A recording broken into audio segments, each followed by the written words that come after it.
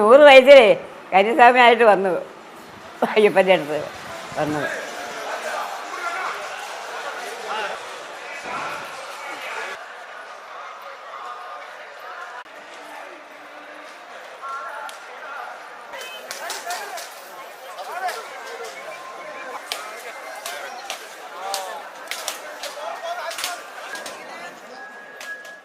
മൂന്ന് വർഷമായി, 3ാമത്തെ വർഷമാണ് ഇപ്പോൾ വന്നത് അയ്യപ്പനെ കണ്ടത്.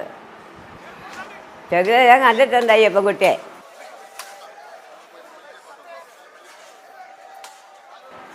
ആ കണ്ടതിൻ്റെ ഫലമായിട്ട് എനിക്ക് അറിവായപ്പോഴും മലയിൽ വന്നിരുന്നപ്പോഴും എനിക്ക് കാണാൻ സാധിച്ചു എൻ്റെ പ്രായം കൊണ്ട്.